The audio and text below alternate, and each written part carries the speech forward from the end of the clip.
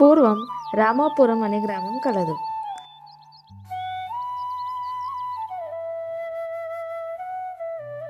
ఆ గ్రామంలో రాము, సోము అనే ఇద్దరు అన్నదమ్ములు ఉన్నారు. రాముకి సోము అంటే చాలా ఇష్టం. రాము చాలా తెలివిగలవాడు. ఎప్పుడు ఏదో ఒక పని చేసుకుంటూ ఉండేవాడు. కానీ అతని తమ్ముడైనటువంటి సోము చాలా సోమరిపోతూ ఎప్పుడూ ఖాళీగా కూర్చునేవాడు. ఒకరోజు సోము పట్నం వెళ్ళాలని బయలుదేరాడు. అసలే బద్ధకస్తుడు. అతనితో ఎవరూ రానన్నారు. ఒంటరిగానే బయలుదేరాడు. ఇంటి నుంచి బయటికి రాగానే తన స్నేహితుడు ఒకడు కనిపించాడు.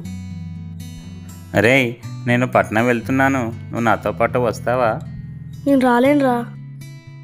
సోము బద్ధకస్తుడు కదా, ఏమైనా తీసుకెళ్తే బరువని ఏ ఆహార పదార్థం కూడా తనతో తీసుకుపోలేదు.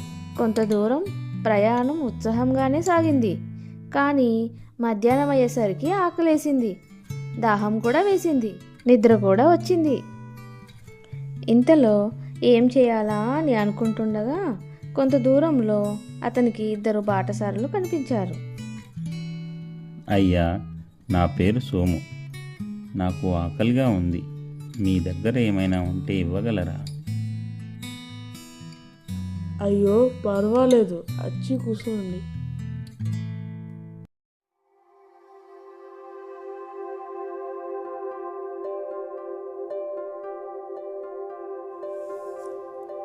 ఆహారం తిన్న తర్వాత వారితో కాసేపు మాట్లాడి అక్కడి నుంచి బయలుదేరాడు.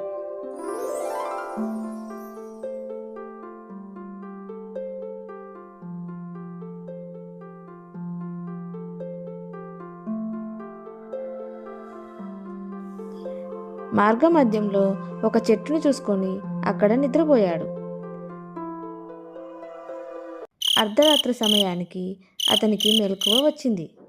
తనపై ఏదో ఆకారం ఉండటం గమనించి ఆహారం అందివ్వమన్నాడు. కానీ అక్కడ ఉన్నవి దయ్యాలు అని తెలియక ఆకలి ఆకలి అని అరవసాగాడు. అందులో ఒక దయ్యం తన దివ్యశక్తి వలన ఆహారంను అందించింది. అది తిని మరలా నిద్రపోయాడు.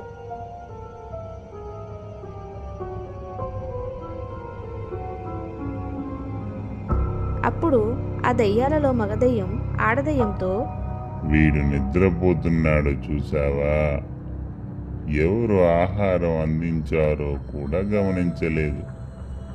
నీకు బాగా దగ్గర చుట్టం అనుకుంటా.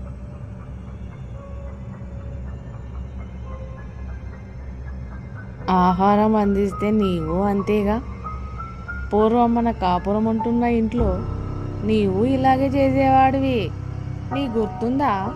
వాడు నీకు దగ్గర చుట్టమే, అందుకే ఇలా చేస్తున్నాడు అని పరిహాసంగా ఇద్దరు వాదులాడుకోసాగారు. సోము మాత్రం పూర్తిగా నిద్రలో లీనమయ్యాడు. తెల్లవారింది. బద్ధకంగా లేచాడు. నీరసంగా ఉంది. ఎక్కడికి కదలలేదు. ఆ పక్కనే తను తినగా మిగిలిన పదార్థములు కనిపించగా అవి తిని బద్ధకంగా కూర్చున్నాడు. మరికొంతకాలం గడిచింది. కాసేపు అయ్యాక కొందరు బాటసారులు అటుగా వెళ్తున్నారు. వారి వద్ద కూడా ఆహారము తిని నీరు తాగి పడుకున్నాడు. మరలా నిద్రమత్తులో ఒరిగిపోయాడు.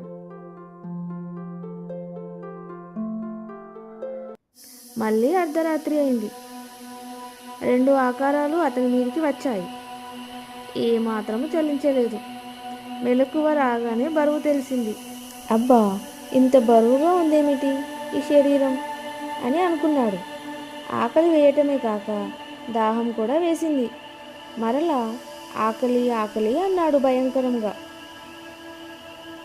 అతని అరుపులకి దయ్యాలే వెర్రిచూపులు చూడసాగాయి.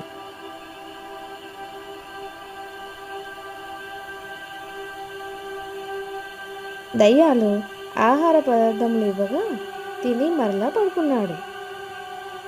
వీడెవడు? వీడికి మనం ఆహారం ఇవ్వడం ఏంటి? మనల్ని చూసి భీతి చెంది భయపడేవారు కదా. వీడి నిద్రపాడుగాను నేను పనిచేసి అలసి ఇంటికి వస్తే నిద్ర లేచేదానివే కాదు. లేచిన పెట్టుకు తిను, నాకు నిద్ర ముంచుకొస్తుంది అనేదాని. వీడికి నాకు రుణబంధం ఏమిటో, వీడికి ఇక నాకు బంధుత్వం ఏమిటో. ఆ, మీ బంధుత్వమే. కాదు కాదు, నీ తరపు బంధుత్వమే. సరే, వీడిని గుహలోకి తీసుకుపోదాం. అక్కడి వాళ్ళైనా మనకు ఏదో మార్గము చెప్పకపోరు.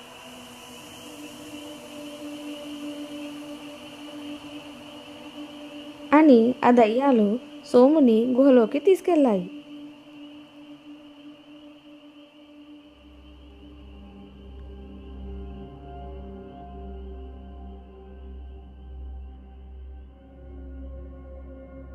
అక్కడికి చేర్చగానే దయ్యాల రాజు, వీణ్ణి ఇక్కడికి ఎందుకు తెచ్చారా?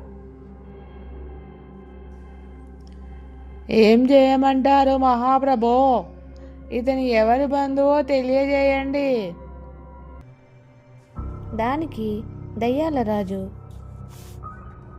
సరే, అక్కడ ఉన్న దయ్యాలు సోముని లేపడానికి చాలా ప్రయత్నించాయి. కానీ ఎంత ప్రయత్నించినా లేవలేదు సోము.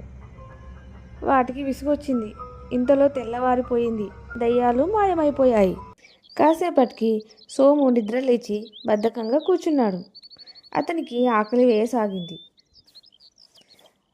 అదే సమయంలో అక్కడికి ఒక పులి వచ్చింది. పులిని చూడగానే భయం వేసింది. అతను ఎటు పరిగెత్తుతున్నాడో తెలియకుండా పరిగెడుతూనే ఉన్నాడు. పులి వెనుక తరిమింది.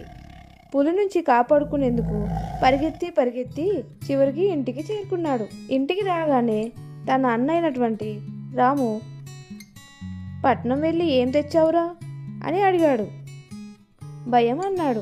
జరిగిన విషయమంతా చెప్పాడు.